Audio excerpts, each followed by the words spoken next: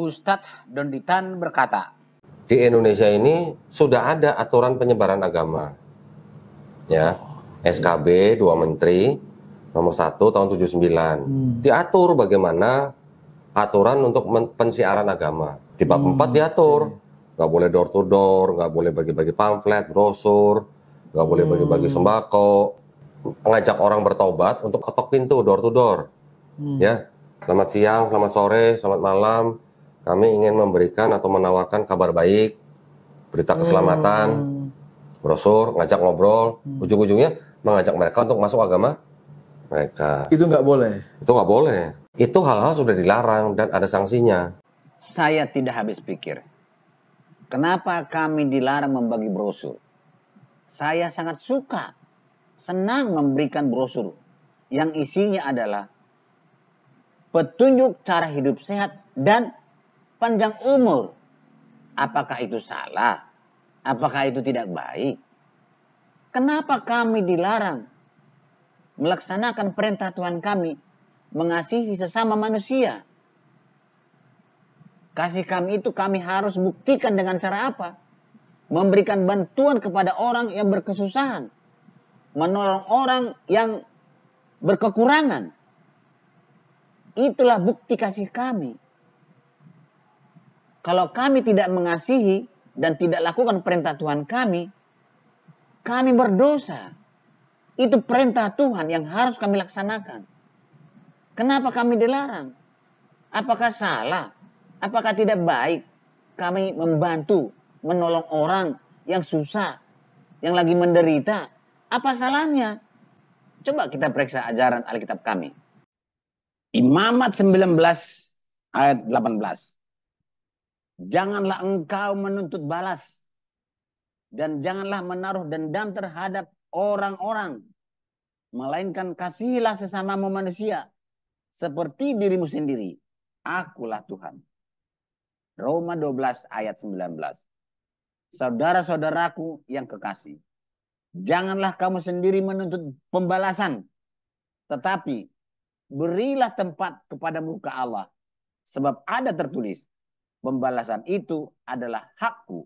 Akulah yang akan menuntut pembalasan, firman Tuhan.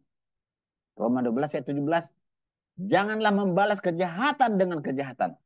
Lakukanlah apa yang baik bagi semua orang. Jangan membunuh. Betapa indahnya ajaran Alkitab ini. Kenapa dilarang membalas? Karena kalau kita saling membalas, perkelahian, pertempuran, peperangan tidak akan henti-hentinya. Mari kita lihat contoh yang ada saat ini, yaitu perang antara Israel dengan Palestina. Sudah ribuan tahun tidak berhenti-berhenti perang itu. Yang satu membalas, yang satu membalas, balas terus tidak berhenti-hentinya.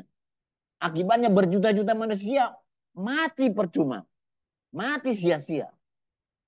Belum lagi harta-harta yang sudah habis, punah semua. Itulah akibat saling membalas. Betapa indahnya ajaran Alkitab kami ini. Tetapi kenapa kami dilarang mengajarkan ini? Apa buruknya? Sungguh sangat indah ajaran ini, tapi kenapa dilarang kami mengajarkannya?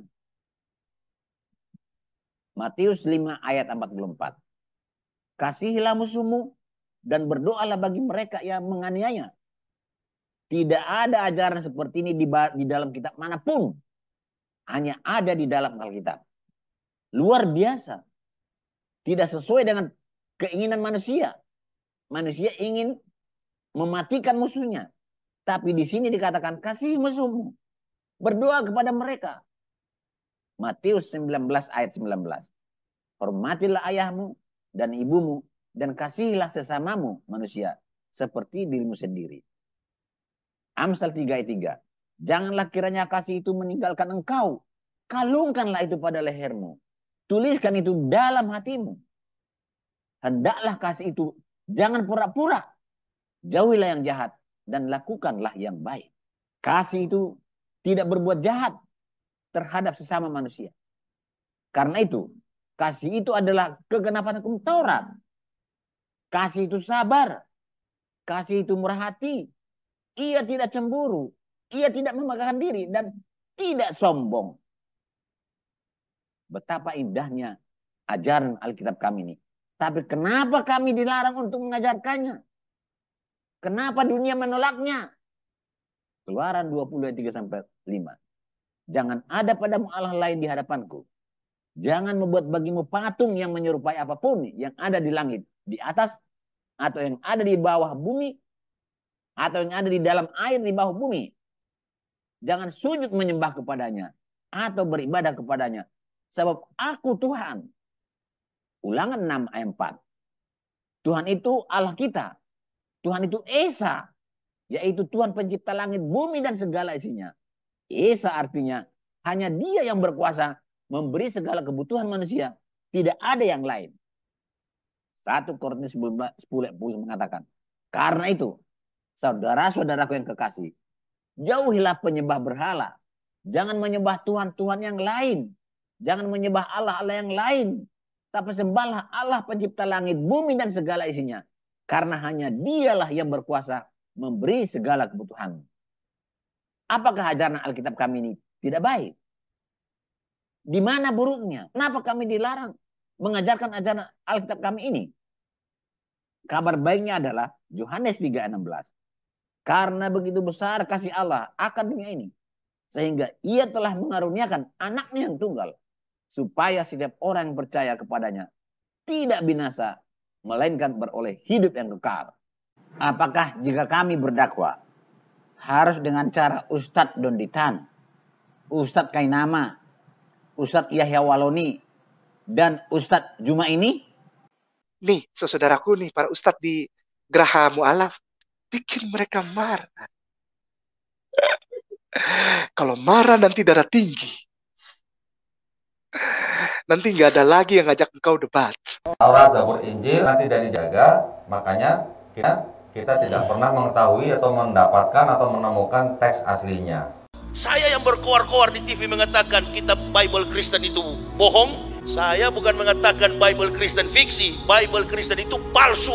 Ibu bapak, untuk mengetahui kepalsuan kitab Kristen itu, nih, buktinya ini banyak sekali ayat-ayat kitab yang palsu. Kitab Kristen itu tiap hari dirubah, hampir tiap minggu. Matius bilang lompat ke kanan, Markus bilang salto ke depan, Paulus bilang jungkir ke belakang. Bingung kita paham. Panggil saja orang Kristen, tanya kalau ada yang mengerti kitabnya. Nggak ada yang mengerti.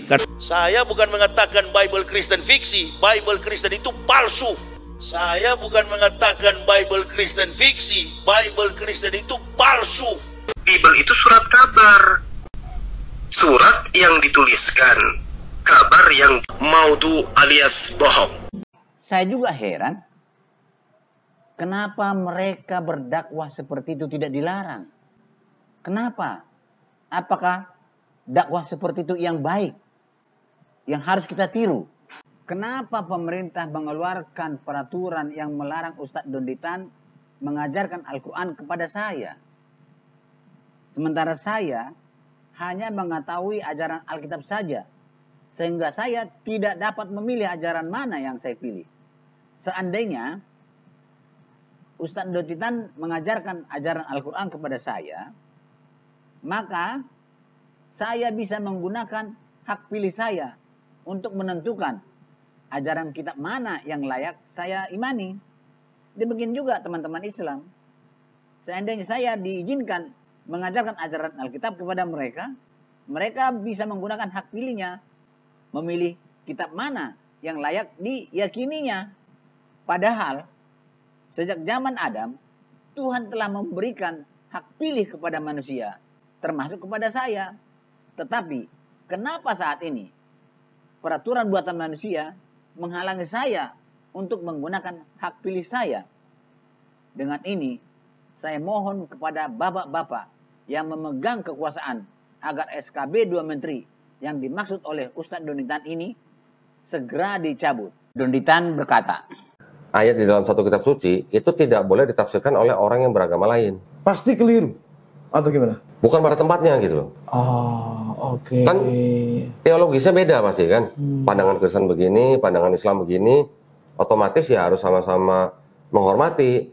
Kristen tidak boleh menafsirkan ayat Quran, Islam juga tidak boleh menafsirkan ayat-ayat di dalam Bible. Tapi kenapa Ustadz Donditan ini menafsirkan, memelintir, lalu mengajarkan ajaran Alkitab kami, sehingga apa yang diajarkan tidak sesuai dengan ajaran Alkitab kami ini? Memang Kristen dan Islam itu sama-sama agama misi. Oke. Ya, sama-sama mengajak orang di luar Islam atau Kristen untuk masuk agama itu. Kalau di Islam kan kita hanya menyampaikan walaupun hanya satu ayat. Betul kan? Tidak ada paksaan di dalam Islam. La ikroha fiddin. Tidak ada paksaan. Kita hanya menyampaikan walaupun hanya satu ayat.